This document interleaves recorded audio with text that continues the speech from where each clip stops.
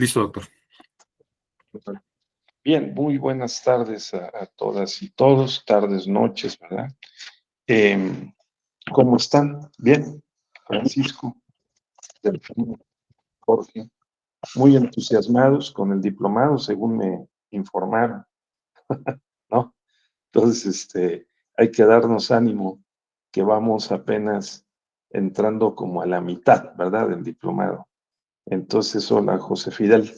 Entonces, vamos a destinar unos minutos a que me platiquen qué han sacado en claro en las sesiones, en los módulos posteriores al que tuvimos, ¿no? A ver, platíquenme, Jorge Darío, qué les ha llamado la atención de la epistemología metateórica. No es tan fácil, ¿verdad?, hacer una reconstrucción de las teorías del conocimiento general y del conocimiento de lo jurídico. Pero, ¿qué han sacado ustedes en claro? ¿Qué les ha llamado la atención? A ver, platíquenme un poquito. A ver, Jorge. Buenas tardes, doctor. Bueno, pues ha sido muy interesantes estas clases. Pues de lo que he visto, pues que la epistemología, la historia de la epistemología va de la mano con la historia de la filosofía en cierta forma. También lo que yo pude percibir es que la epistemología, siento yo como que tiene mucha relación con la filosofía del lenguaje. Siento. Incluso estuvimos hablando algo de la relación del pensamiento con el mundo exterior, por ejemplo, con el mundo externo, con la realidad.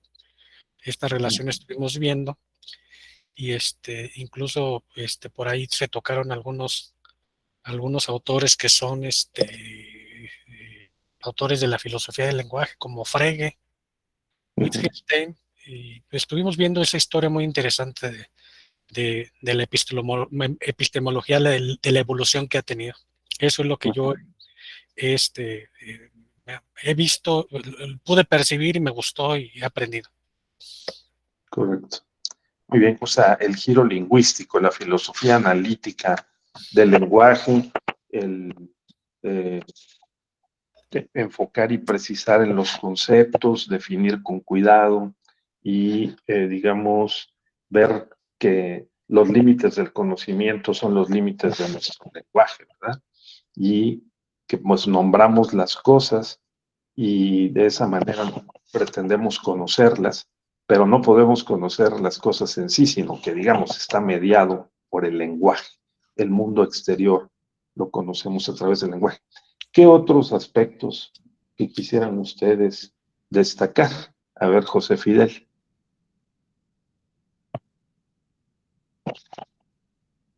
Había levantado la mano José Fidel. ¿Alguien más?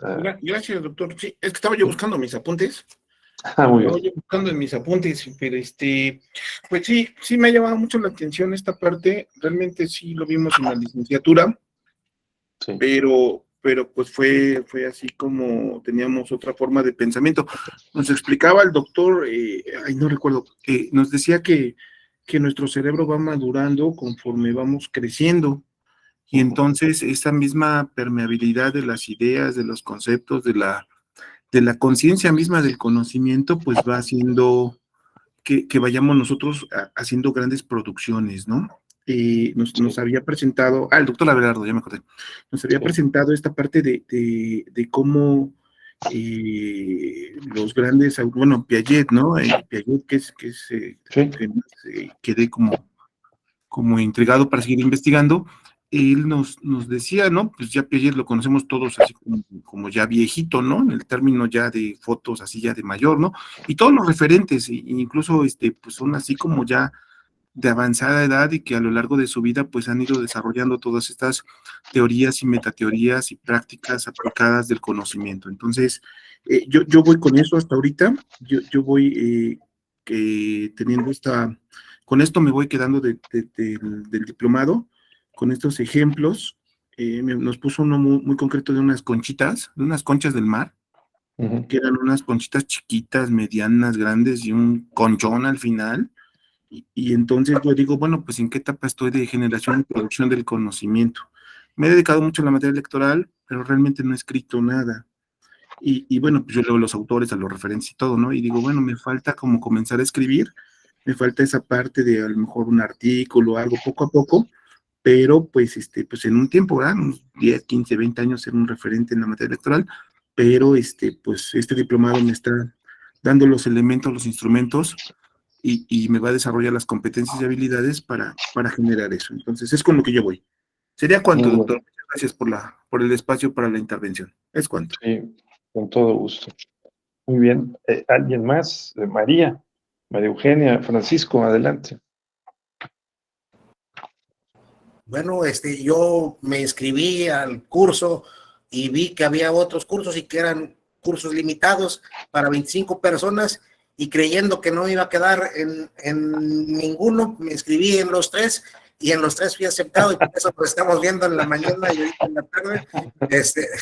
Pues por Sí, eso, estabas en la mañana, ¿no? Que sí, estábamos y hablando. ya por eso estamos aquí estudiando, porque la verdad es que a 18 años yo de haber egresado de la carrera, siento que estas materias de filosofía del derecho han sido unas en las que he cojeado, en las que no he caminado bien adecuadamente, y pues es mi intención, aunque ya de grande, ir subsanando algunas deficiencias que tengo en mi formación para poder aprender mejor, dijeron ya de grande y ya más maduro mi cerebro, a ver si puedo ir hilando de mejor manera mis pensamientos. Es cuanto.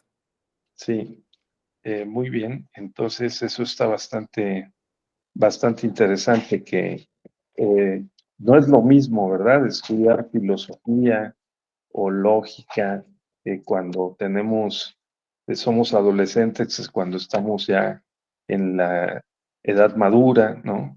Como que nos cae mejor el 20, ¿no? Como que le podemos entender más y eso está muy bien. Entonces, pues lo celebro porque necesitamos más reflexión de segundo y de tercer piso para poder digamos, entender mejor y también operar mejor en el mundo y particularmente en el mundo del derecho. Entonces, eso lo celebro. ¿Alguien más quisiera hacer algún comentario? Claudia o Ana Cristina, ¿qué qué han retenido o les ha parecido significativo, que les haya sido de utilidad por lo pronto? Bueno, pues a mí me ha parecido muy interesante porque creo que al fin de cuentas el desarrollo de la ciencia jurídica, pues es de alguna forma el desarrollo del pensamiento de toda la humanidad. No se puede como pensar de manera aislada. Creo que la ciencia jurídica pues ha ido evolucionando de acuerdo como el ser humano ha ido evolucionando. Y me parece interesante que luego muchas veces nos quedamos como con las ideas empíricas, ¿no? Y creemos como que todo tiene que ser así como retomando lo que en la época de Aristóteles se decía. Y vemos que la ciencia jurídica pues ha ido adecuando de acuerdo a esos avances, precisamente lo que comentaba el compañero Fidel de Jean Piaget, de cómo el conocimiento realmente se va desarrollando en la medida que vamos madurando. Y efectivamente así es el desarrollo de la ciencia del derecho. Se ha ido desarrollando de forma, pues, adecuada a las etapas en que el razonamiento jurídico ha ido avanzando. Entonces, ahora podemos hacer razonamientos más complejos de la ciencia jurídica, cosa que creo que aunque Aristóteles hubiera querido, pues no hubiera podido, porque en ese momento, pues no había más forma de poderlo desarrollar. Entonces, esa parte me parece muy interesante. Muy bien. ¿Alguien más? Claudia, ¿algún comentario? Noches a todos. Pues bueno, yo estoy encantada con este tipo de diplomados. Ya también llevé lo que es el de pensamiento crítico y están ligados. Me resulta un poco complejo llevar lo que es la filosofía a la práctica. Estamos aprendiendo también ahorita a partir de o sea, se me hace muy interesante cómo todo es mutable, vaya, que no es estático, ¿no? quizás yo en lo personal, en lo que fue la carrera, pues sí, nos hacen pensar de forma muy, pues muy cuadrada, muy precisa, o por lo menos en mi experiencia, ¿no? Y a partir de que tomé el diplomado de pensamiento crítico, pues sí, se rompe lo establecido. Entonces, pues aquí atentos a este. También me inscribí el de lógica jurídica. Entonces, Qué bueno. sí, Y para lo maneja muy bien. Yo entro también en las clases del doctor Juan Abelardo, que tiene un manejo de la lógica muy bueno. sí, son Entonces, extraordinarios, se vuelve en lo personal afrodisíaco este tipo de diplomado, con sí, sí, ponentes ustedes, sí. Sí, sería mi sí, comentario. claro, muy bien. Pues lo celebro mucho que, que vayamos avanzando en el conocimiento. Adelante, María Eugenia. Bueno, gracias. Hola, compañeros. Sí se escucha, ¿verdad? Sí, Sí. Sí, muy bien. igualmente, creo que en la mañana a veces somos las mismas caras, ¿verdad? Bien, bien atentos a todos los diplomados.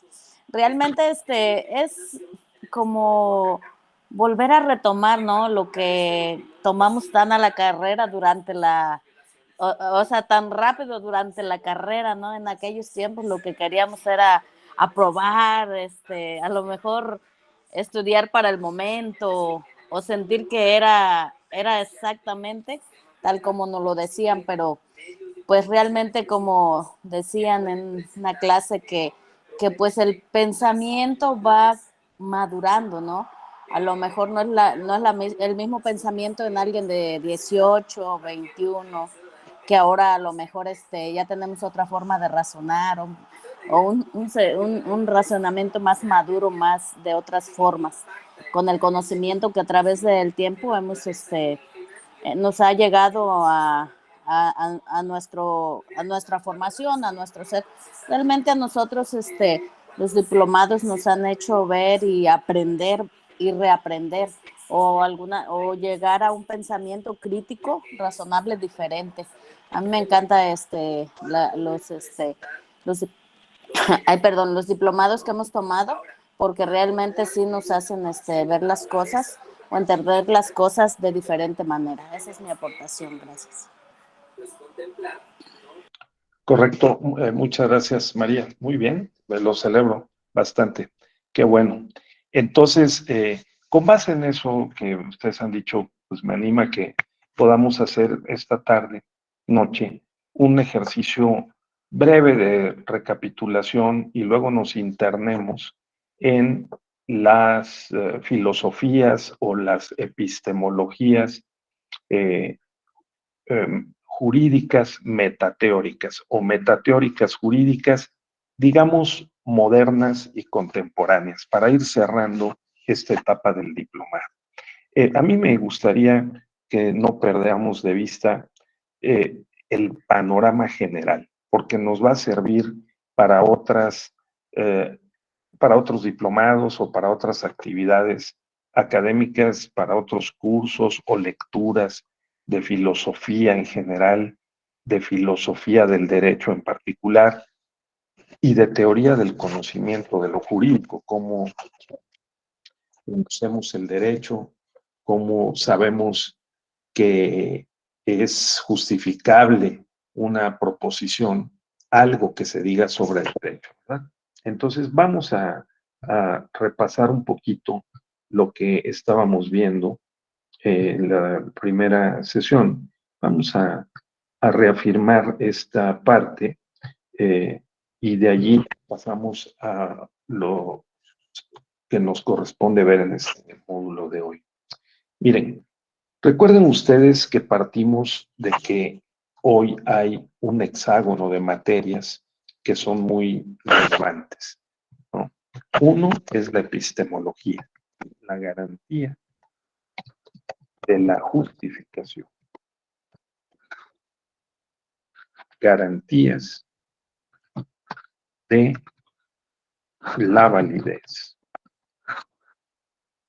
del conocimiento, ¿sí? Las garantías de la validez del conocimiento. ¿Cuáles garantías? Estas que están aquí abajo. La garantía lógica, porque tenemos que pensar con orden. Desde Pitágoras, pasando por Sócrates, Platón, Aristóteles, la Edad Media, la época moderna o la época contemporánea, la lógica ha estado presente. La medida en que pensemos con orden, nos comuniquemos con claridad, ¿verdad? Que comuniquemos ese orden con claridad. Sí.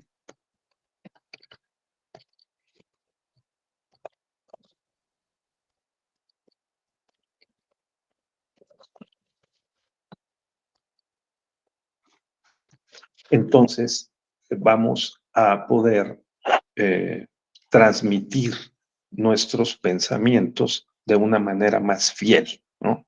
Entonces, ya vieron ustedes la importancia de la filosofía del lenguaje, lo importante que es precisar las definiciones de los conceptos y que los límites del lenguaje o los alcances de nuestro lenguaje son o reflejan también los límites o los alcances del conocimiento. Entonces, ¿qué garantías? Las garantías lógicas. Porque la lógica estudia concepto y definición, estudia juicio o proposición, estudia razonamiento o argumento y también estudia las falacias. ¿De acuerdo? Entonces, nosotros mentalmente, como decía Aristóteles, nos representamos las propiedades esenciales de un objeto de conocimiento y fijamos sus características. Ya decíamos que el concepto de derecho nosotros lo definimos convencionalmente como normas jurídicas que tienen ciertas propiedades o características y eso las distingue de otras especies de normas. Eso se lo debemos a Aristóteles. Es muy poderoso el pensamiento lógico aristotélico porque Aristóteles, al escribir el Organón, analíticos primeros, analíticos segundos, pues lo que escribió fue precisamente la forma como nosotros pensamos. Por eso la lógica formal se encarga de estudiar la estructura del pensamiento, o sea, la forma como nosotros pensamos.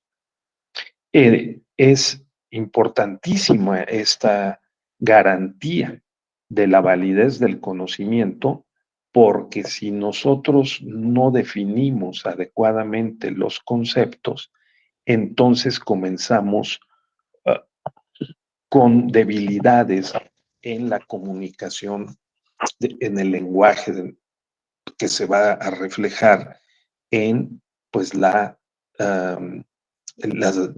deficiencias de la forma como estamos operando cognitivamente. Entonces, esta primera operación es importantísima. Nosotros identificamos características fundamentales de un objeto, las abstraemos mentalmente y hacemos pasar de una operación sensorial a una operación cognitiva. Las imágenes, las sensaciones, los sonidos, el entorno y vamos procesando en nuestro cerebro esas impresiones sensoriales y las convertimos en impresiones cognitivas, o sea, hacemos además algo como lo que estamos ahorita practicando, que es con el lenguaje comunicamos nuestros pensamientos. De manera que la lógica es fundamental como una garantía de la validez del conocimiento. Ahora sí que lógicamente, ¿no? Entonces, el juicio o la proposición, porque nosotros decimos que la prisión preventiva oficiosa es inconvencional, ¿no? O que aunque no sea aunque sea inconvencional, es una, en términos académicos, pues en términos jurídicos e interpretativos oficiales, no es inconstitucional porque está dentro de la Constitución y corresponde al principio de supremacía constitucional. Hacemos ese tipo de juicios, ¿no? Y de proposiciones. Entonces nosotros, si lo pensamos bien, lo que hacemos o deberemos hacer es, digamos, procesar las impresiones sensoriales, convirtiéndolas en impresiones cognitivas, intelectuales, y luego, claro, esa operación del juicio o proposición, pues la decimos lingüísticamente. Y así es como vamos articulando y vamos como partiendo a través de la comunicación, pues nuestros pensamientos, ¿no? Luego está también el razonamiento o el argumento. La lógica estudia el razonamiento o el argumento, los tipos de argumentos, y ahí sí Aristóteles nos regaló un banquete que después ha sido todavía ampliado, precisado. Hoy tenemos, como lo veremos más adelante, dentro de las teorías jurídicas contemporáneas que son estudiadas por la epistemología metateórica que estudia esas teorías, pues las teorías de la argumentación jurídica contemporánea, ¿sí? Entonces, el argumento es uno de los principales instrumentos que utilizamos como una garantía de la validez del conocimiento, sin duda. Y tenemos o deberemos tener presentes las falacias, que son proposiciones o argumentos que aparentemente son, bueno, son correctos, pero no son verdaderos. Están construidos de tal forma que no corresponden realmente a la verdad, pero son formalmente correctos, pero sustancialmente falsos. Bien, entonces, la metodología, porque la metodología nos aporta los criterios, ¿sí? También podemos llamarle estándares, estándares o estándares, ¿sí? Métodos, procedimientos, técnicas, ¿no? Para arribar, adquirir o producir o generar conocimiento. Entonces, estos criterios o estándares, métodos, procedimientos y técnicas, pues pueden ser cuantitativos, cualitativos,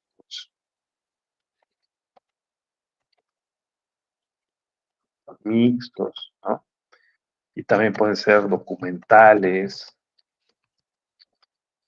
empíricos o mixtos, ¿no?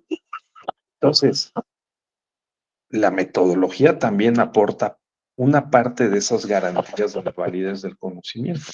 Aporta el orden de los contenidos, ¿sí?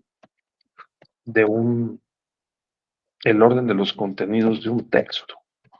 Primero abordamos, por razón de método, una primera parte de los contenidos, luego la segunda, luego la tercera, así con orden.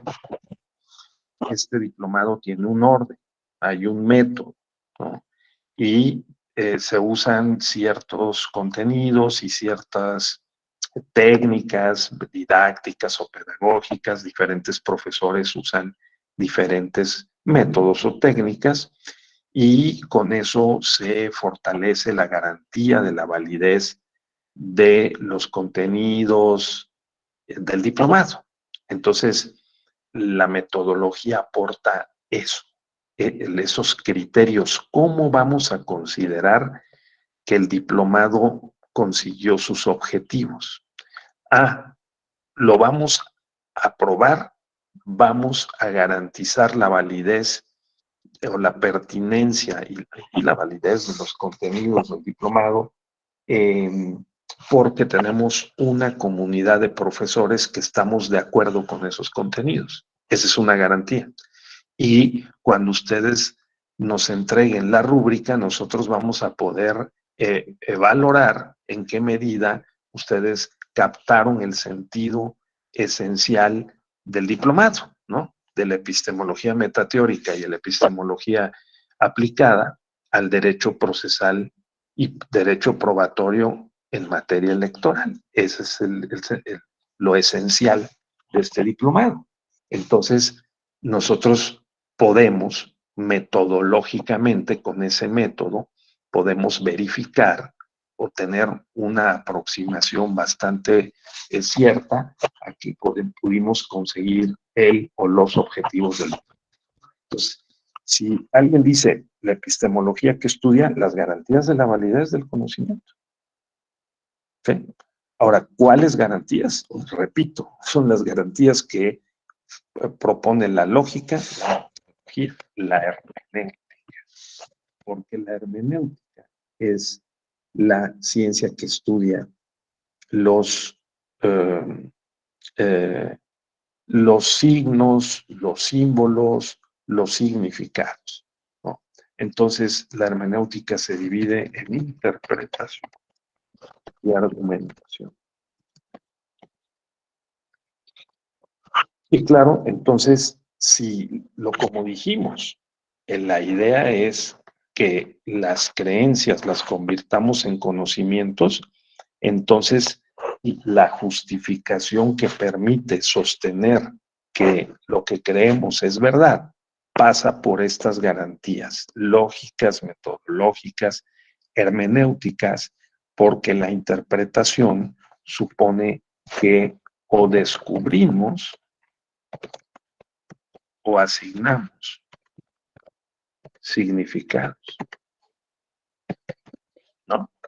Entonces nosotros queremos saber si la prisión preventiva oficiosa es inconvencional y si es inconstitucional, ¿no? Entonces hay que estudiar las fuentes del derecho. Hay que estudiar las exposiciones de motivos, los dictámenes legislativos, los debates legislativos, hay que estudiar la doctrina, hay que estudiar la doctrina académica, la doctrina judicial, para irnos formando una concepción y poder también proponer y proponer y argumentar, ¿no? En torno a lo que nosotros decidamos. Si decidimos que es inconvencional, lo tenemos que argumentar. Si decidimos que es constitucional, lo tenemos que argumentar. Si decidimos que la prisión preventiva oficiosa no es automática, como dijo el ministro Juan Luis González Alcántara, sino que la prisión preventiva oficiosa es aquella que no solicita la víctima, ¿sí? O el fiscal al juez, sino que el juez la decreta sin que se la soliciten, o sea, oficiosa no equivale a automática, sino oficiosa equivale a no solicitada, entonces la prisión preventiva oficiosa también tiene que ser justificada, ¿no? Entonces, la interpretación y la argumentación son dos caras de una misma moneda. La argumentación es la justificación de la interpretación, vamos, de la decisión interpretativa. Entonces, otra vez, si nos preguntamos cuáles son las garantías de la validez del conocimiento o cómo podemos sostener o la justificación de la creencia para convertirla en verdad, ¿no? En verdad. Entonces, o conocimiento, o en verdad, ¿sí? Entonces necesitamos estas garantías. repito, la lógica, la metodología, la hermenéutica, porque tienen métodos. No se interpreta simplemente de manera libre. Si nosotros vemos el artículo 14 de la Constitución, dice que en los juicios del orden criminal está prohibido, las sentencias tienen que ser a la letra de la ley. Quiere decir que en los que no son del orden criminal, civil o electoral, allí sí puede no ser a la letra de la ley la sentencia, ¿no? Puede juzgarse por analogía, por mayoría de razón, quiere decir que caben esas interpretaciones. Y a partir de 2011, en el artículo 1 de la Constitución, están pautas o criterios de interpretación y argumentación muy relevantes. Está el principio pro persona, está el principio de universalidad, interdependencia, indivisibilidad, ¿no? Y progresividad de los derechos. Está el principio de igualdad y el de no discriminación. Entonces ahora tenemos más elementos para poder interpretar la Constitución. Y no son los únicos. Hay otros métodos de interpretación. Por ejemplo, en materia electoral, la Ley General de Instituciones y Procedimientos Electorales, la LEGIPE, o sea, la ley electoral, y la Ley Procesal Electoral, que tiene un nombre larguísimo, la Ley General del Sistema de Medios de Impugnación en materia electoral, en su artículo 1, dice: esta ley se interpretará conforme con los métodos gramatical, sistemático y funcional. ¿De acuerdo? Así como conforme con los principios generales del derecho y los principios que están en el artículo 1 de la Constitución, con lo cual hay una apertura de la hermenéutica para poder interpretar la Constitución y las leyes y poder determinar el significado y el alcance de un precepto jurídico. ¿De acuerdo? Entonces, si nos preguntan cuáles son las garantías de la validez del conocimiento o la justificación de la creencia que pretendemos que se convierta en verdad, entonces son esas garantías. Una garantía más es la garantía ética, ¿no? Porque recuerden que yo les comenté que, bueno, la ética estudia los valores y los fines de las conductas. Y hay, por lo menos, ética de la convicción y ética de la responsabilidad. De tal manera que nosotros, cuando hacemos estas operaciones y planteamos que algo es verdad, desde el ángulo de la profesión jurídica que tiene un código, ¿no? Del abogado, como los médicos tienen su código deontológico de valores de la profesión, pues nosotros también. Y entonces lo que tenemos que cuidar, que tener presente, es que las garantías metodológicas, lógicas, hermenéuticas y de la comunicación o del lenguaje deben de ser, digamos que fieles o leales a a los métodos y a las reglas que están reconocidos y que nos sirven para operar con estas disciplinas. Esa es la idea, ¿sí? Esa es la idea. O sea, que hagamos bien las cosas, ¿no?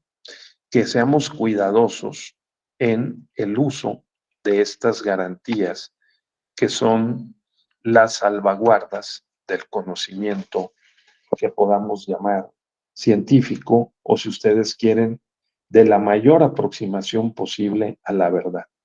Comprenderán que es importantísimo para los abogados litigantes, es crucial para los fiscales, es fundamental para los defensores, y para el juez, para todos los operadores jurídicos, porque si nos detenemos a pensar en esto, sí tenemos que pedirle al cliente, cuando somos abogados litigantes, que nos aporten las pruebas o bien que podamos documentar los hechos y constituir los medios de prueba que nos permitan probar los hechos y argumentarlos adecuadamente. Entonces, eso es el traslado de la verdad fáctica, histórica, a la verdad procesal por la vía de los medios de prueba, al expediente, y después, por la vía de las reglas del debido proceso, deben de servir para que el juez declare la verdad, no la mentira, ¿sí? De que el juez pueda alinear la verdad jurídica que declara en la sentencia con la verdad judicial procesal y con la verdad histórica.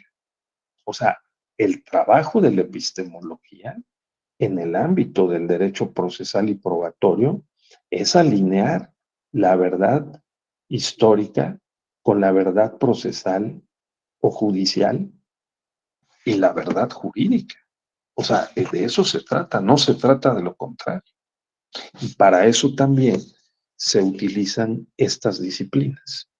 Porque nosotros como abogados litigantes, cuando presentamos la demanda o presentamos la queja o eh, elaboramos el informe justificado, ¿no?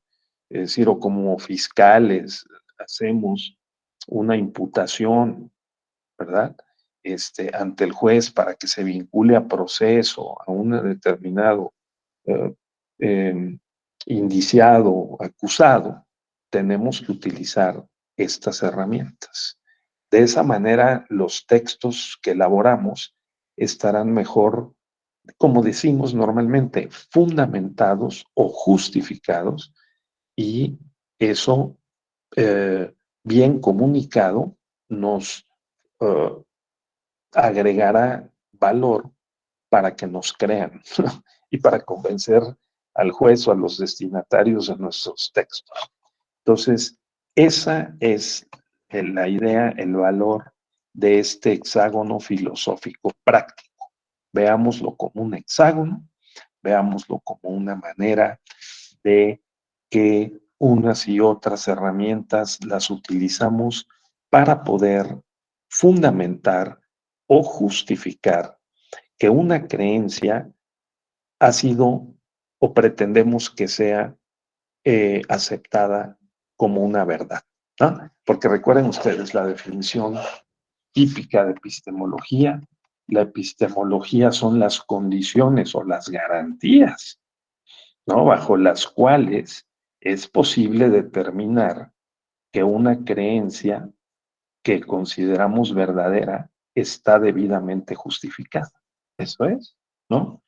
Y es para todos los efectos muy importante. Bueno, hasta aquí, a mí me gusta hacer esto porque creo que es importante que lo tengamos presente, que nos lo tengamos muy claro y que sobre todo entendamos para qué sirven estos diplomados que ofrece la Escuela Judicial Electoral, pues son esos, ¿no? Tenemos un diplomado de ética, tenemos un diplomado de comunicación, tenemos diplomado de argumentación, tenemos diplomado de pensamiento crítico, epistemología lógica. Son las garantías de la validez del conocimiento, ¿de acuerdo? No de cualquier conocimiento, del conocimiento científico jurídico. Si vamos a convencer a las y los magistrados de una pretensión, es porque nuestros escritos, desde la demanda hasta las pruebas y los alegatos, conclusiones, van a estar debidamente fundamentados en este tipo de garantías de validez del conocimiento. Esa es la idea. Bien. Entonces, hasta ahí todo en orden, ¿verdad? Está claro, ¿sí? Ana, Cristina, ¿sí? Bien, correcto. Luego dijimos que la epistemología se puede dividir en metateórica general, ¿sí?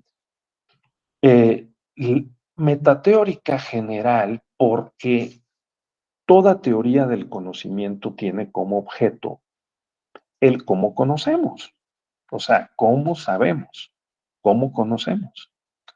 Y la pregunta principal que se hace la epistemología es cómo sabemos que sabemos. O si ustedes quieren, le podemos agregar aquí cómo estamos seguros de que algo es verdad. No, eso es. ¿Cómo estamos seguros? Oye, hay que anular las elecciones de Durango. ¿Por qué? Pues porque hay evidencias de que hubo irregularidades. ¿Cómo estamos seguros? Tenemos que probarlo. Y las pruebas, pues son la principal garantía de la validez de la proposición de que las elecciones deben ser o no deben ser anuladas. Así que el derecho procesal y probatorio, el proceso y los procedimientos judiciales funcionan como motores de búsqueda de la verdad, ¿no? ¿Sí? Entonces, el problema es que no siempre están diseñados de esa forma por el legislador. De allí la relevancia de que tengamos, como hemos dicho y reiterado, códigos procesales bien diseñados, que incorporen los principios y las reglas, las buenas prácticas incluso, de la experiencia, de la jurisprudencia, de la doctrina, ¿sí? Y que podamos aclarar cómo es que se va a desahogar un procedimiento, un proceso judicial a través de los procedimientos correspondientes, de tal suerte que el resultado sea legítimo, que la sentencia sea no solo correcta, sino que sea verdadera. Es decir, que la sentencia sí transporte la verdad histórica por la vía, por los conductos de la verdad procesal, a declarar la verdad jurídica. Si los agravios son fundados o infundados, o los conceptos de violación sí o no, y tomar la decisión justificada de que se anule o no, o de que se cancele un registro o no, porque se incumplió con una obligación, ¿verdad? O se cometió un ilícito prohibido por la propia ley. Esa es la idea. Entonces, la epistemología metateórica nos ayuda escrutando, evaluando, auditando la calidad de las teorías. La teoría de la prueba, la teoría general del proceso, ¿no? La teoría del derecho procesal electoral, la epistemología metateórica nos ayuda, metateórica aplicada a lo jurídico, pues nos ayuda a eso. Ahora, ¿hay una epistemología general metateórica? Pues sí, ¿no? Las teorías del conocimiento más amplias, desde la de Sócrates, Platón o la de Aristóteles, pues son teorías generales del conocimiento. ¿Cómo conocemos en general? Conocemos con los sentidos, con la razón, con la experiencia, conocemos haciendo operaciones cognitivas, mentales. Todo esto es el terreno de la epistemología metateórica general. Y la epistemología general aplicada, pues también hemos dicho, ¿no?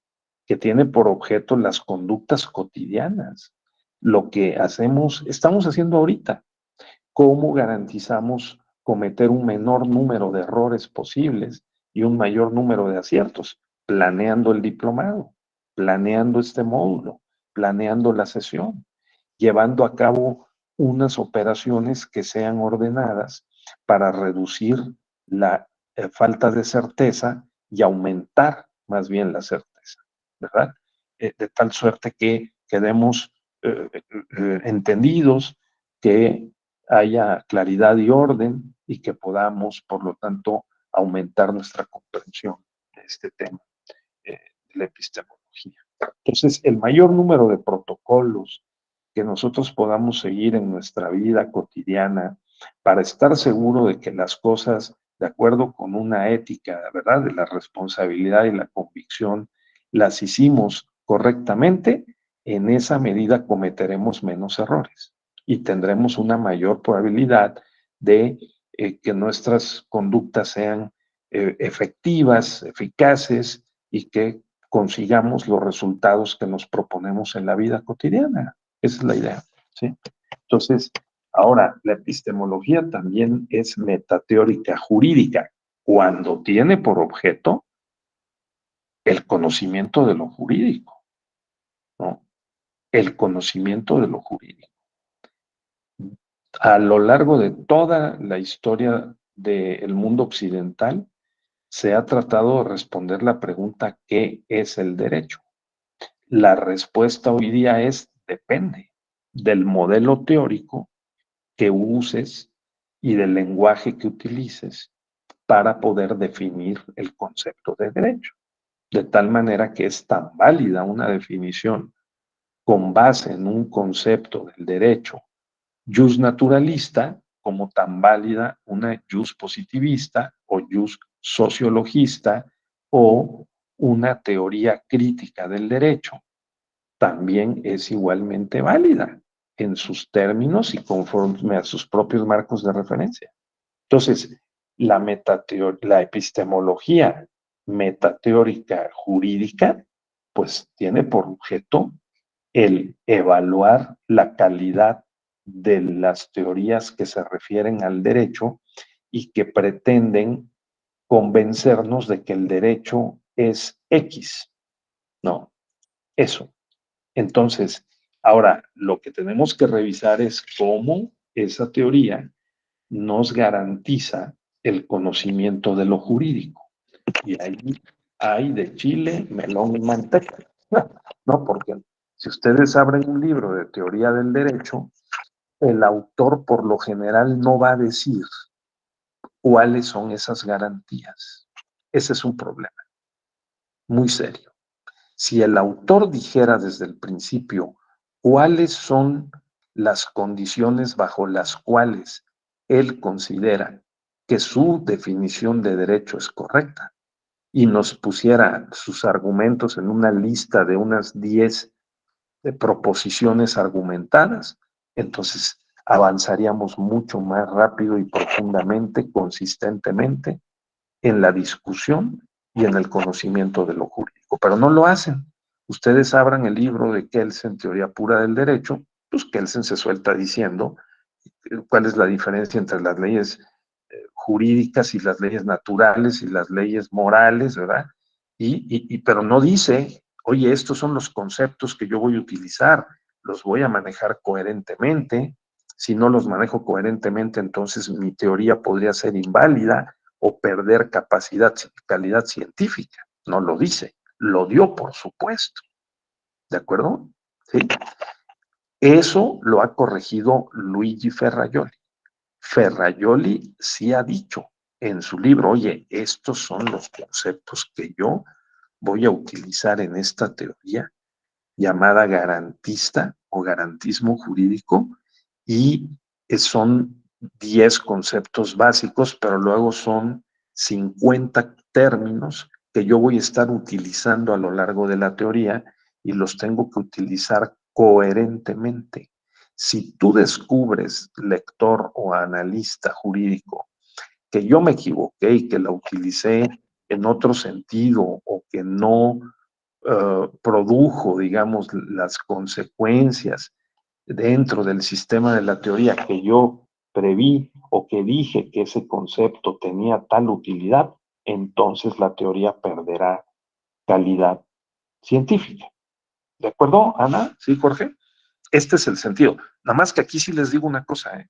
Es raro encontrar un libro de teoría jurídica, ¿sí?, que declare esas garantías. A mí me parece que de los más científicos y del que mejor lo hace es Luigi Ferrajoli, porque él sí declara en su obra Principia Juris, Teoría del Derecho y la Democracia, los voy a poner aquí como ejemplo, ¿no? Ojo, Luigi Ferrajoli, Principia Juris.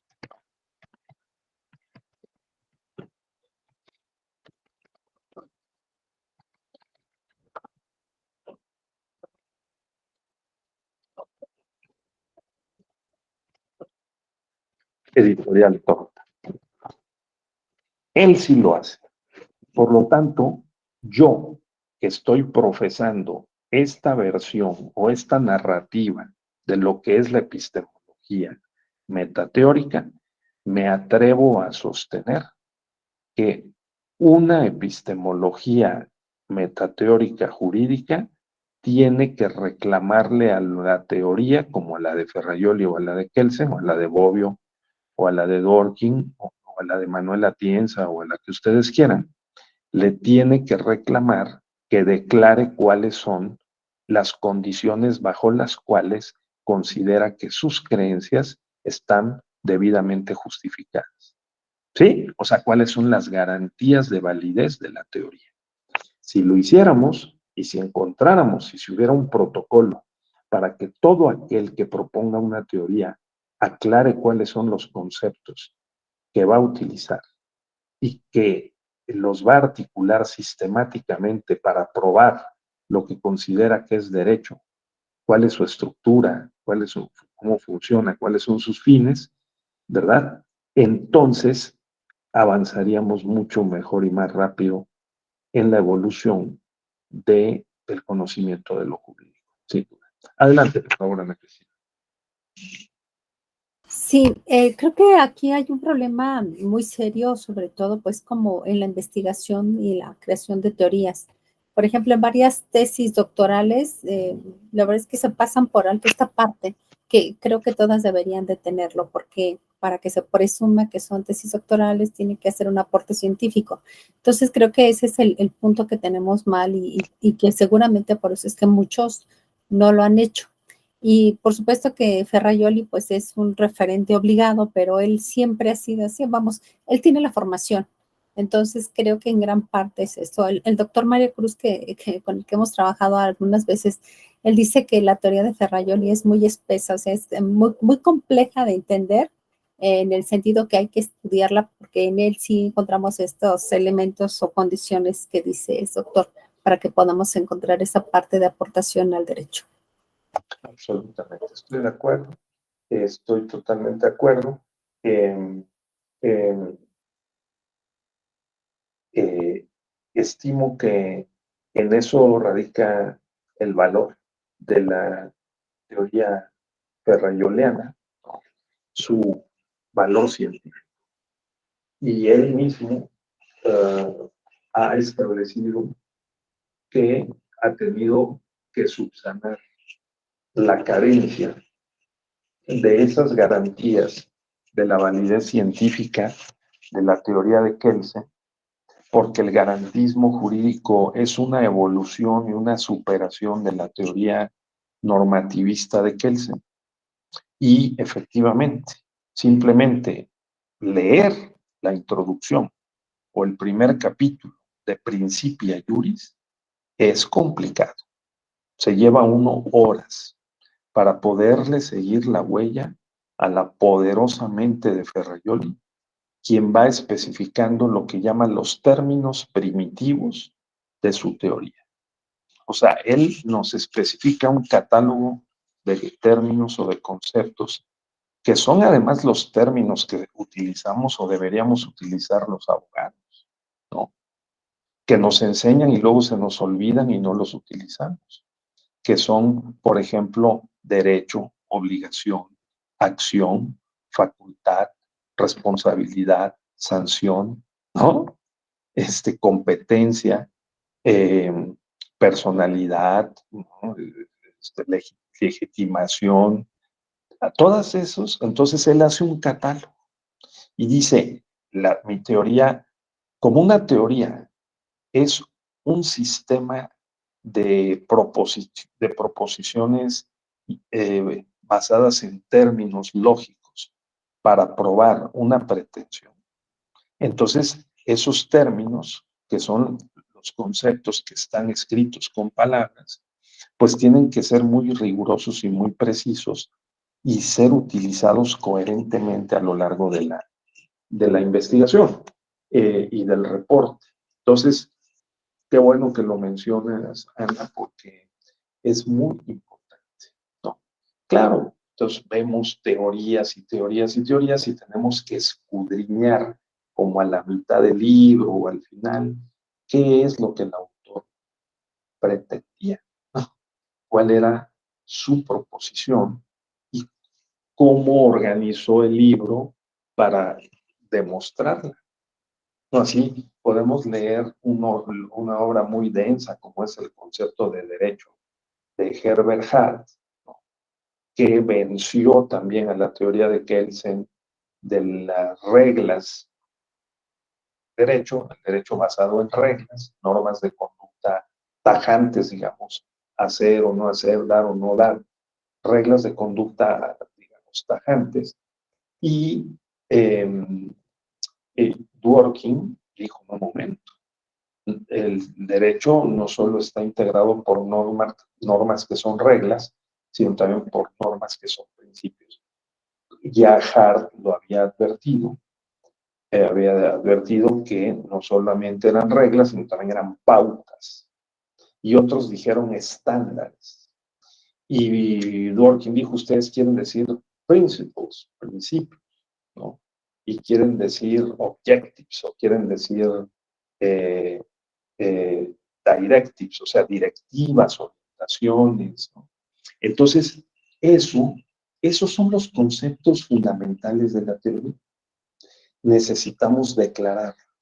Por eso, siguiendo un poco y haciendo eco de lo que decía Ana Cristina, que es muy importante, fíjense que yo me especializo en el tema de las tesis y de maestría y de doctorado. Entonces, nosotros enseñamos con base en lo que ha propuesto Enrique Cáceres Nieto, ¿sí? Le recomiendo mucho la obra de Enrique Cáceres Nieto. Bueno, ya les dije que epistemología jurídica aplicada, ¿sí?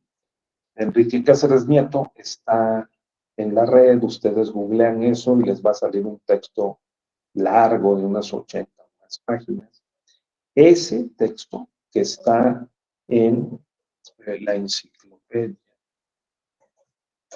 de filosofía y teoría jurídica, ¿sí? Que publicó el Instituto de Investigaciones Jurídicas en 2015, si no recuerdo mal, en 2015, él escribió la voz de epistemología jurídica aplicada. Ese texto, si ustedes lo leen despacio y lo procesan y lo entienden, es el equivalente al diplomado. O sea, bueno, esa es la mitad o más del diplomado. ¿De acuerdo? Sí, porque ahí están los dos conceptos que yo uso en este diplomado.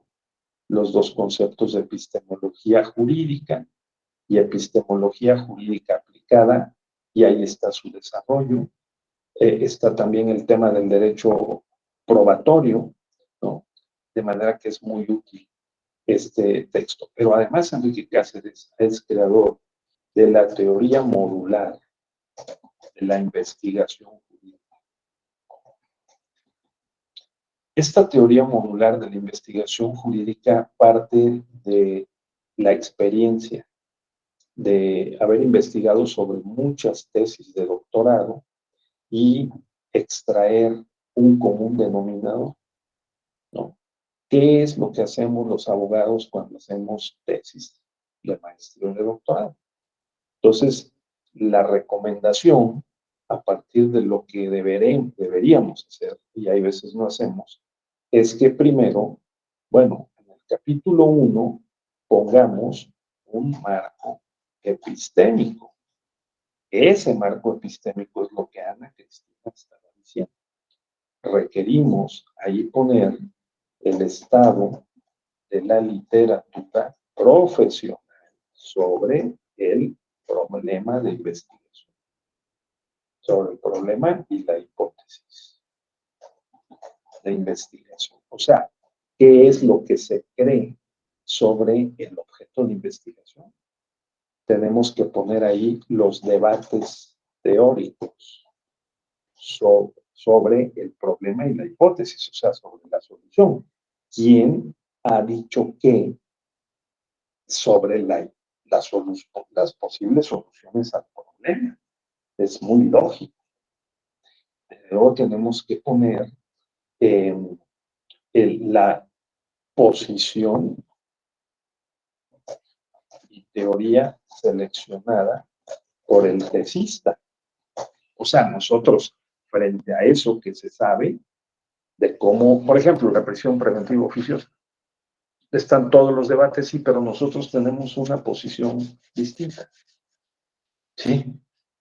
Por ejemplo, vamos a suponer que nosotros asumamos la posición del ministro Juan Luis González Alcántara, que en medio de todas las posiciones que hubo antier, ¿no?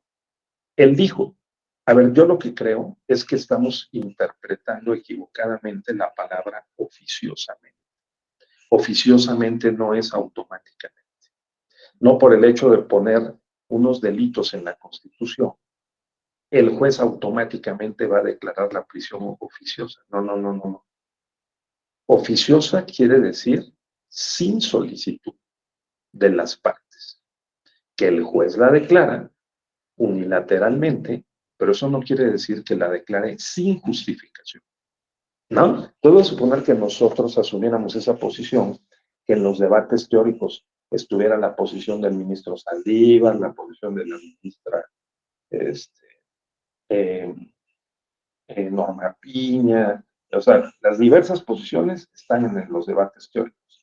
Nosotros sabemos cuáles son esas posiciones para resolver el problema de la posible inconvencionalidad o de la inconstitucionalidad de la prisión preventiva y también de las leyes secundarias que fueron el origen de esa acción que llegó a la Corte, y nosotros tomamos una posición y una teoría.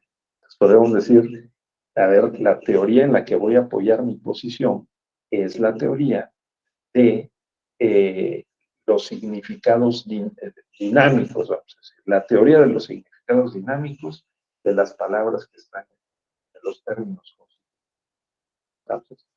Entonces, con la teoría de la interpretación constitucional, ¿no?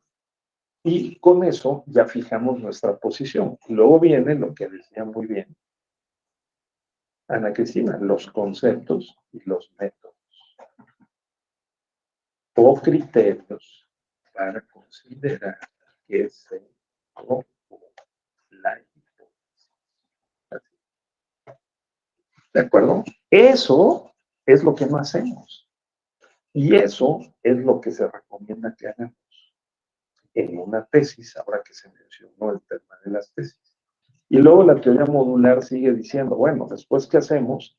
Normalmente lo que hacemos en un capítulo 2 es, pues podemos seguir un camino, por ejemplo, histórico, no podemos decir marco histórico, pero no cualquier marco histórico.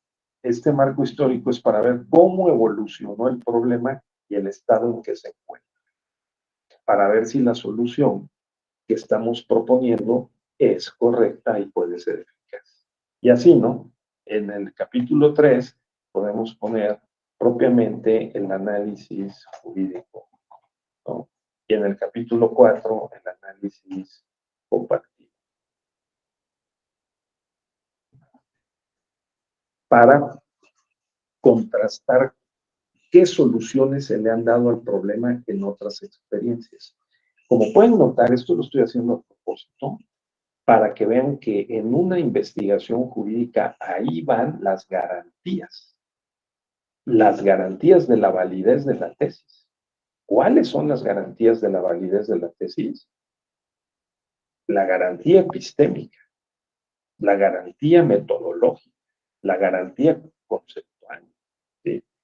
Y la garantía de la investigación documental histórica, la garantía de la interpretación jurídica, la garantía del análisis comparativo, todas son garantías, porque con esas nosotros pretendemos demostrar que tenemos. Ese es el. Entonces este mundo es un mundo de decisiones interpretativas justificadas. La tesis es una proposición lógica, argumentada y probada. ¿O no? Eso es todo. Nada más que para hacer eso requerimos conocer el problema. las soluciones que se le han propuesto hasta ahora, los debates teóricos sobre esas soluciones y qué planteamos nosotros con base en qué teorías, para poder, con conceptos y métodos, probar nuestra proposición, que es nuestro planteamiento o hipótesis o lo que nosotros creemos, ¿no? Que es la solución al problema. Ahora, ¿así se hallan las tesis? No, como dice Ana Cristina, no. Abrimos una tesis, es una tesis formalista, es una tesis que trae una descripción, que trae una historia, que trae unos casos.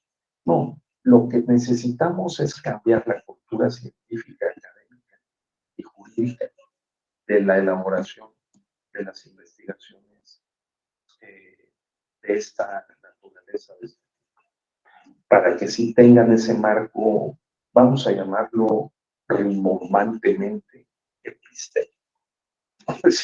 Pero tal vez se puede llamar marco teórico, se puede llamar marco de referencia, como quiera. Pero ahí tiene que tener estos contenidos, ¿sí? Bien, entonces me voy para adelante, si no tienen ustedes algún comentario, para ir avanzando y ya entrar a la parte que nos corresponde hoy. Es un panorama de las teorías jurídicas contemporáneas, ¿no? Y claro, la epistemología metateórica jurídica contemporánea, pues estudia esas teorías, ¿sí? Esto ya lo habíamos comentado hace rato. Nosotros también dijimos que estamos dividiendo el tiempo en premodernidad, modernidad y posmodernidad. Tomemos en cuenta que el mundo moderno está en crisis y estamos en pleno tránsito. Es un futuro incierto, como ha pasado cada vez que cambiamos la época. Cuando cayó el Imperio Romano, terminó el mundo antiguo y se abrió la Edad Media en el siglo IV después de Cristo, pues también hubo graves incertidumbres. Y personajes como San Agustín crearon una serie de obras, ¿sí?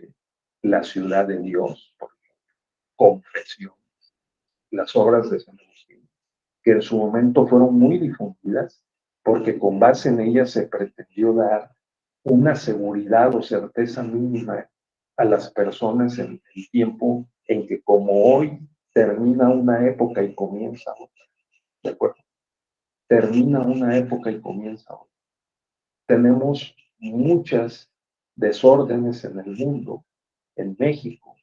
Hay veces ya nuestra mente incluso no resiste, nos ponemos muy ansiosos. Consideramos que pues este mundo y este país no tiene arreglo, pero en general todos los países están así, unos más y otros menos. Y cada vez que cambia una época, como de la época premoderna a la moderna, ¿sí? Pasan estas incertezas, esta falta como de piso firme, ¿no? Y pues el tiempo se acelera. El tema es que cada vez que cambia la época, con base en nuevas tecnologías, pues esa gracia tenemos los homo sapiens, ¿no? Y las mujeres sapiens. Pues se acelera el tiempo y se desfasan las instituciones. Entonces sentimos que algo está mal, que no está siendo coherente, armónico, ordenado. El proceso, en general, el proceso de la vida, ¿sí? Entonces hay un cierto malestar. Y eso ha pasado cada vez que el tiempo se acelera por la ciencia y la tecnología, las innovaciones, o hay grandes derrumbes de organizaciones o poderes que controlaban y dominaban el mundo, como el Imperio Romano. En el siglo IV cae Roma, el poder del Imperio Romano, lo que queda de él, se establece en Constantinopla y cae Constantinopla siglos después, sí, casi 10 siglos después. Y entonces ahora sí, se derrumbó completamente el Imperio Romano y dio paso a la modernidad, la alta modernidad, O sea, la primera parte de la modernidad, 1450, 1750, y luego la segunda parte de la modernidad, 1750, 1950. ¿Qué hay en la modernidad? En la modernidad hay nuevas teorías del conocimiento, nuevas filosofías, ¿sí? Y también hay nuevas teorías del conocimiento de lo jurídico. La modernidad se distingue por el capitalismo, la democracia representativa, ¿sí? Los sistemas jurídicos jerarquizados, el constitucionalismo. Eso distingue a la modernidad. Y distingue a la modernidad también en haber cambiado o invertido la fuente de la soberanía de Dios y el monarca al pueblo. ¿Sí? Y a los poderes públicos electos por el propio pueblo, ¿no? El orden jurídico jerarquizado, que estamos discutiendo si los derechos humanos admiten o no jerarquía respecto de los convenios internacionales, o son un bloque o una red, ¿verdad? Que no admite jerarquías, más bien el que más favorezca a la protección de las personas y su dignidad, que esa es la interpretación o el derecho que debemos vivir. Entonces, la modernidad trajo algo muy importante que es el positivismo. Yo me acuerdo que tuvimos una clase con el doctor Ignacio Burgoa y él preguntó, entonces, compañeros, díganos, ¿qué es el positivismo? Y un amigo que queríamos mucho dijo, ay, maestro, por favor, ¿cómo nos pregunta eso? El positivismo es esa actitud de estar contentos, ¿no? Y de estar alegres. Pues nos reímos mucho. Y se reía el maestro Burgoa fumando su puro, ¿no? A las 9 de la mañana. Pero o sea, el positivismo es esa actitud filosófica y práctica de tratar de asegurar la garantía de la validez de lo que decimos. O sea, es precisamente el reclamo básico de la verdad, que es dónde está la evidencia. Y es muy poderoso, es muy poderosa esa actitud. En la modernidad, entonces, hay que verla como un avance respecto de la premodernidad, porque en la premodernidad prevalecían más los mitos, cierta razonabilidad, pero que siempre estuvo atada a las elaboraciones eclesiásticas de carácter teológico, de fuente teológica, pues, ya les comentaba yo, San Agustín y Santo Tomás, pues decían, a ver, hay ley eterna, ley natural y ley humana. La ley humana siempre dependerá de la ley natural y de la ley eterna. Dios legisló el mundo con todo el reglamento, dijo San Agustín. Mientras que Santo Tomás dijo, no, el reglamento no. El reglamento lo hacemos los seres humanos con base en la razón, porque el reglamento de los 10 mandamientos o de los grandes principios, ¿no? Cristianos, no, esos principios no alcanzan para regular todas las dinámicas de la vida social. Entonces, Santo Tomás fue un genio, porque en los años 1200, 1300, ¿sí?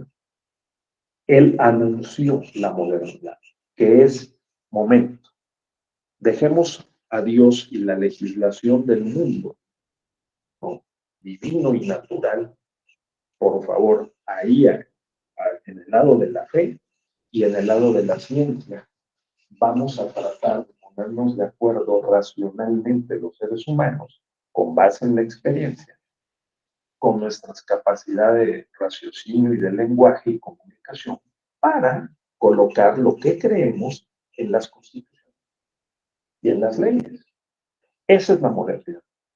Orden jurídico jerarquizado, soberanía popular, derechos humanos o derechos del hombre y del ciudadano, división de poderes, garantías de que lo que la sociedad, el pueblo, la ciudadanía quiere, cree, está en la Constitución. y se manda obedeciendo. ¿Obedeciendo a quién? Obedeciendo al pueblo, porque lo que quiere está en la cosa. Ah, claro, el pueblo puede querer suicidarse. Ah, no, eso no lo podemos poner en la Constitución, ¿no? Porque para eso es también el gobierno. El gobierno es también para poder modular, regular y conducir al pueblo. Entonces, esto es interesante, porque la modernidad trae ese fruto. Ese fruto es el más importante de la modernidad, el separar la moral del derecho, darle su lugar y decir, a ver, el derecho le imprimimos un contenido racional, experiencial, humano. Nos ponemos de acuerdo en una asamblea y le damos legitimidad al derecho y el derecho le da legitimidad al poder. Eso es lo que enseñamos en el derecho electoral. El derecho electoral es la garantía de la democracia. Incluye la justicia electoral, ¿no? Sin derecho electoral y justicia electoral no habría garantía de la democracia. Creemos que tiene que haber principios, reglas y directrices en materia electoral para poder decidir quién sí, quién no puede votar, ¿no? ¿A qué edad? ¿De qué nacionalidad? ¿No? ¿Bajo qué condiciones se puede ejercer el voto? Bueno, esas son las reglas del derecho electoral para poder decidir quién debe gobernar. Hay aspirantes, hay precandidatos, hay candidatos, hay campaña, hay partidos, ¿no?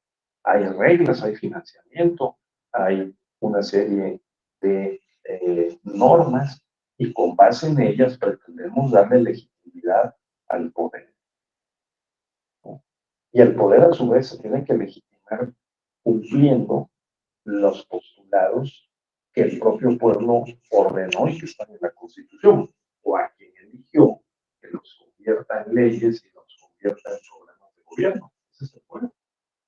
Esa es la modernidad política, la modernidad jurídica, la modernidad social, digamos, de que tengamos sociedades homogéneas, que no las tenemos en todos los casos, o en muchos casos, porque si no, la legitimidad jurídica y la legitimidad del poder, o sea, del derecho y la justicia electoral también se debilitan. Y ahí la crisis, o las crisis, ¿verdad? Más o menos negativas, que luego reclaman nuevas reformas electorales porque se supone que no se está cumpliendo con las promesas, ¿no?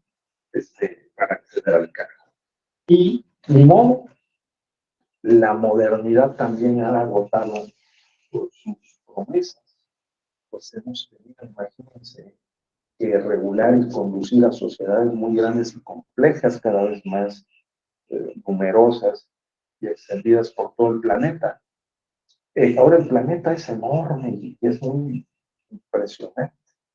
Somos más de 7.000 millones de personas y hoy estaba yo leyendo ayer una nota en el sentido de que los 7.000 millones cabemos todos en una sola isla. O sea, cabemos en Groenlandia, digo, perdón, en Madagascar cabemos todos, no sé, ¿no? Podemos ser 14.000 y daría espacio. Lo que tal vez no habría son recursos, ¿no? Y ecología y medio ambiente suficiente, pero ese es otro cuento. El caso es que estamos en un gozne histórico. Ahora lo sabemos porque tenemos más fuentes de información y conocimiento. Sabemos que estamos cambiando la época.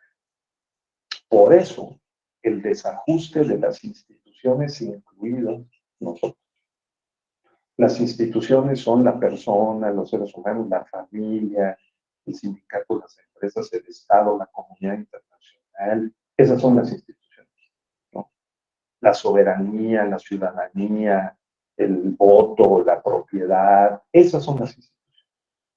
Están en pleno proceso de cambio. Y las propias ciencias sociales están en un proceso agudo de cáncer. Estamos tratando de reencontrar o reconstruir o de proponer nuevos conceptos y nuevas formas de entender este mundo que se está reorganizando. Como pasó en la transición de la pre a la modernidad y ahora a la parte alta de la posmodernidad, ¿no? Desde la Segunda Guerra Mundial, para algunos incluso desde la Primera Guerra Mundial. O sea, todo el siglo XX hemos estado inmersos ya en este proceso de cambio. Y de allí la importancia de las filosofías, ¿de acuerdo? Por eso es que estamos tratando de que en este diplomado no solamente dirijamos este instrumento de la epistemología y las otras 5 disciplinas filosófico-prácticas hacia el derecho procesal y probatorio, sino que nos demos una paseada por las escuelas filosóficas y las teorías del conocimiento del mundo. ¿De acuerdo? Hasta aquí algún comentario. Yo espero haber reforzado de qué se trata. ¿Hay indicadores para dividir la historia así? Sí. Si ustedes quieren googlear, por favor, si tienen algún tiempo, pues modernidad, posmodernidad, debates, premodernidad, modernidad, posmodernidad, seguramente van a encontrar esta periodización. Está basada en derrumbes de imperios, en innovaciones científicas, tecnológicas, en cambios profundos en la estructura del poder mundial, como está pasando ahorita. China desafiando a Rusia y Rusia desafiando pues, a Europa y Estados Unidos. Y nosotros en una posición bien delicada, a ver cómo nos va en los próximos años. Bien, entonces, si no hay algún comentario, otros 10, 15 minutitos, nada más les quiero mostrar esta otra lámina. Ya había yo acercado a ver, porque luego, vamos a ver, es esta, y me voy a ir a la parte final de la lámina para que podamos de una vez a ver cómo es que no, dónde anda, dónde anda. Entonces, porque, bueno, mejor voy a hacer una cosa. Voy a suprimir esta para que no se filtre. También voy a suprimir esto.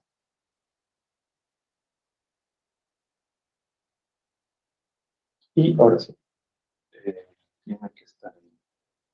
Es la única que queda. Uy, me parece que me va a hacer el mismo juego de ayer. Bueno, pero como me lo sé de memoria, no pasa nada. Entonces, bueno, así. Miren, la idea es la siguiente. Tengamos en mente que no es complicado decir premodernidad, modernidad, posmodernidad. La modernidad es el capitalismo, es la democracia y es el positivismo. Básicamente, el positivismo tiene varias escuelas filosóficas alrededor. Todas tratan de probar la verdad.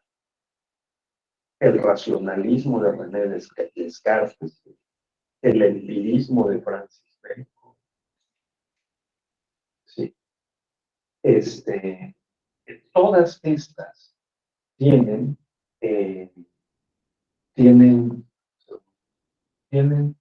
sus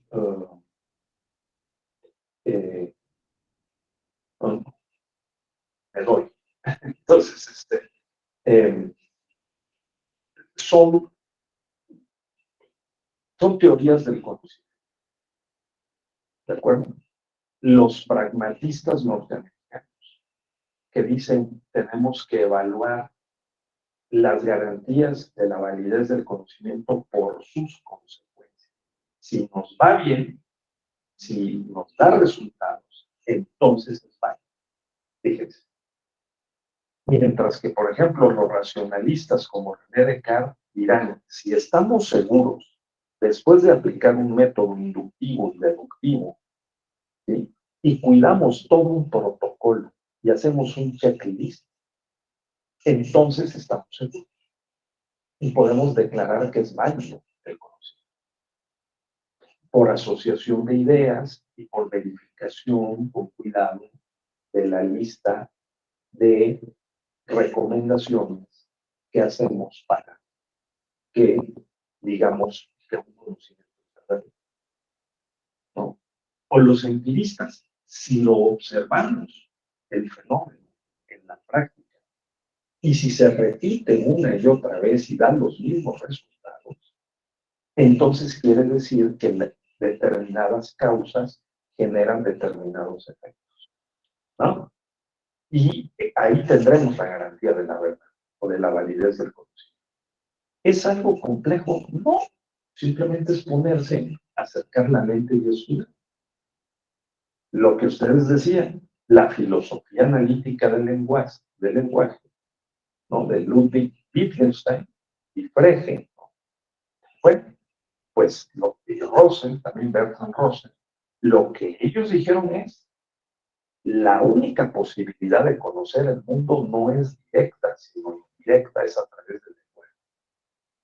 Entonces, si conocemos el lenguaje, su estructura y los significados de las palabras, entonces conocemos el mundo. Eso está ya también derrotado, superado. Cubrió toda una época, ¿no? Y sigue siendo útil, pero digamos, hoy hay otras teorías hermenéuticas y pragmatistas, ¿no? ¿Qué hay después del positivismo? La hermenéutica. O sea, asociemos modernidad,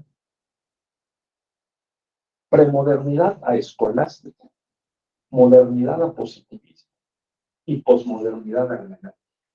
Esas serían las tres, ¿sí? Entonces, si hacemos esa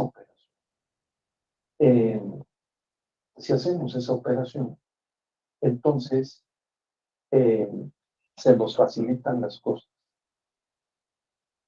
La premodernidad corresponde a una filosofía e incluso a una teoría del derecho escolástica y racionalista y justnaturalista, o sea, que sostiene que hay un orden natural creado por Dios, con todo el reglamento o sin reglamento, San Agustín, con todo el reglamento, sin reglamento, Santo Tomás. Y luego el positivismo. En las ciencias en general y en la ciencia jurídica en particular, que es, necesitamos la evidencia empírica, necesitamos la prueba, los datos. Si no, no te creen. La garantía del conocimiento es la prueba que por la vía de la razón o de la experimentación, de la observación o de la práctica podemos aportar, ¿no? O por la vía del lenguaje podemos aportar. La posmodernidad, o sea, siglo XX, esta época que estamos viviendo, la hermenéutica desplaza al positivismo. Y hay incluso un litigio entre hermenéutica y epistemología, porque hay quien sostiene que la hermenéutica, que el concepto de derecho es hermenéutico, es interpretable. Todo concepto es interpretable. Entonces los hermenéuticos dicen, ¿cómo podemos estar seguros de que algo es verdad? La verdad es muy inestable, es relativa y depende. ¿Depende de qué? Depende del modelo teórico que utilices para decir que algo es verdad. Si utilizas el modelo teórico del causalismo, del finalismo, ¿no?, en materia penal, pues verás unas conductas y verás otras que son imputables y sancionables. Si tú utilizas el garantismo o el principialismo en materia electoral, pues verás unas y otras conductas que pueden ser o no sancionables como unidad de la elección. Y probablemente si tienes en mente el modelo garantista, no vas a alcanzar a ver que hubo violación de principios constitucionales, que se violó un principio constitucional. Vas a ver más bien la violación de las reglas, pero no de los principios. Entonces, en este mundo o condición posmoderna hermenéutica, ¿sí? La idea es que las verdades son relativas. Depende del color del cristal con que las miramos. El relativismo es consustancial a la realidad. Entonces, para simplificar, si ustedes quieren, tenemos tres partes, ¿no? La premodernidad con la escolástica y el jus naturalismo. La modernidad con el positivismo y el jus positivismo en sus diferentes vertientes, racionalista, empirista, pragmatista, filosofía analítica del lenguaje, incluso hay una hermenéutica positivista, ¿no? Pero en el sentido de que tiene que interpretarse las normas que ya están dadas por el legislador, no crear unas nuevas por la vía de la interpretación. Y posmodernidad y hermenéutica, ¿de acuerdo? Esos tres pares. Esta hermenéutica posmoderna tiene ciertos rasgos neo-jus naturalistas, porque la hermenéutica pretende buscar los principios y hacerlos valer. Los valores que están en la Constitución y en la conciencia y en las creencias del pueblo y hacerlos valer, ¿no? Y también en estas filosofías jurídicas contemporáneas están filosofías críticas. Esas filosofías críticas dicen, ya no es posible hacer lo que acaba de decir Ávila, que cada periodo histórico se distingue por una filosofía o dos o tres grandes filosofías. Ni el jus naturalismo, ni el jus positivismo, ni el jus sociologismo o la hermenéutica. No, no. Ahora estamos ante un mundo de muchas luchas fragmentarias, dispersas. Está la teoría feminista, está la teoría de las personas afrodescendientes, está la teoría jurídica ecologista, está la teoría jurídica del biocentrismo, no del antropocentrismo. O sea, ya no es que los derechos humanos tienen que beneficiar a las personas y a los seres humanos, sino a la naturaleza y al planeta, y a los seres sintientes, y a los ríos y a los mares. ¿Qué tal? Porque nos va en juego el futuro, que es presente. Hace un rato terminó en la Universidad de Anáhuac del Norte un congreso internacional en honor del discípulo más importante de Niklas Luhmann. ¿Sí? Niklas Luhmann ha sido probablemente el más importante sociólogo del siglo XX, sociólogo jurídico. Entonces, Niklas Luhmann ha tenido un discípulo que se llama Raffaele Di Giorgi, es un italiano alemán. Y en la Universidad de Anáhuac le hicieron un homenaje, un libro, y estuvieron 3 días hablando de la obra de Luhmann y de Raffaele Di Giorgi. El Congreso Internacional se ha llamado El futuro del derecho y el derecho a tener futuro. Imagínense, el futuro del derecho y el derecho a tener futuro. Porque la pregunta es, ¿qué futuro podemos tener si el derecho ya aparece en esta condición posmoderna, no garantizar la legitimidad del poder y los límites del poder? De allí el fenómeno Trump, o el fenómeno Bolsonaro, o los fenómenos de los populismos de derecha europeos, en contra de los migrantes, en contra de las personas que no son del núcleo central de la sociedad, y nosotros también estamos enfrentándonos a problemas pues de violencia política contra las mujeres, que es muy grave, y de violencia también entre personas en general, ¿no? Violencia en contra de los migrantes, violencia en contra de las personas pobres, porque tiene razón el presidente de la Corte, de los 92.500 de personas que están en prisión preventiva, ¿sí? La mayoría son pobres, ¿sí? E indígenas o afrodescendientes. Sí, igual que en Estados Unidos, eso es algo que está documentado en todo el mundo. Los pobres y las minorías están en la cárcel, en su mayoría. Entonces, claro, hay nuevas luchas, ¿no? Las luchas de las mujeres, las luchas ecológicas, las luchas de los de abajo, las luchas de los latinoamericanos, las luchas de los que no tienen nada. Y entonces, las grandes teorías jurídicas entran en crisis, ¿no? Entonces, los derechos procesales, ¿de qué sirven? ¿No? ¿Para quién sirven? ¿No? Como estamos viendo con la discusión de la medida cautelar de la prisión preventiva, ¿no? Entonces, ese es, digamos, el esquema que yo le decía que yo quiero reiterar, transmitir, para que lo tengamos presente, por favor, ¿sí?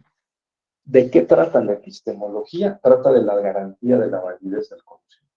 ¿Cuáles son esas garantías? Son lógicas, metodológicas, interpretativas, argumentativas, o sea, hermenéuticas, son éticas y son comunicaciones. Hay tres grandes periodos históricos: pre, post y posmoderno.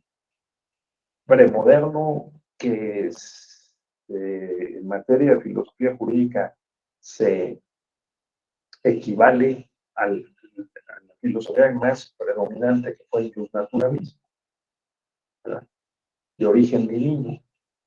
En la época moderna, el positivismo, el positivismo, ¿sí? Normativista, o sea, hay que estudiar las normas, o sociológico, hay que estudiar los hechos, o los hechos y las normas.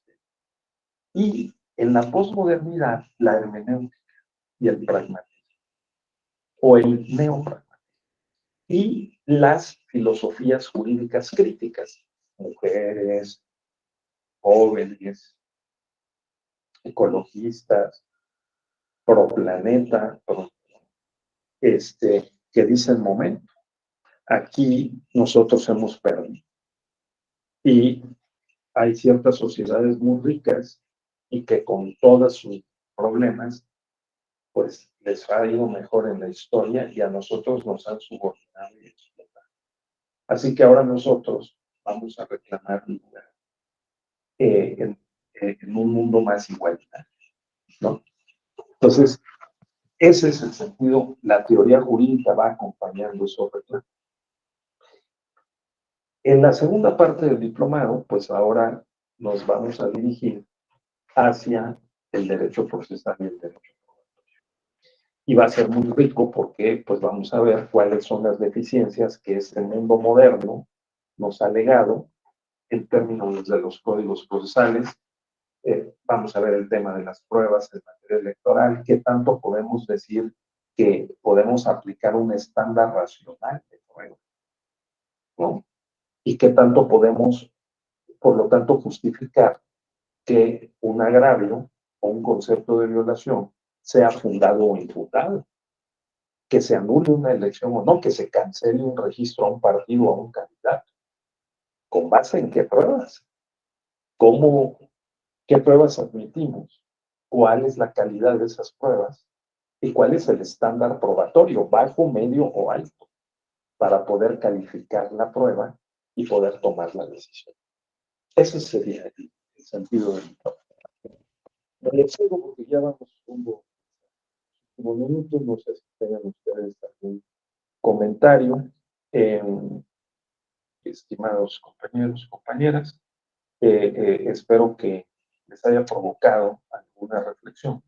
Sí, sí, José Fidel, la vinculación, la pertinencia, o sea, vamos a ver que esta concepción de la epistemología como garantías de validez del conocimiento, pues se extiende no solo a las teorías bien entendidas, a las teorías del derecho, del conocimiento de lo jurídico, de lo que decimos que es derecho, cómo está estructurado, cómo funciona, sino a los derechos procesales y probatorios, no solo en materia penal, también en materia electoral, porque necesitamos afinar nuestros instrumentos, debido proceso, principios, reglas, ¿no?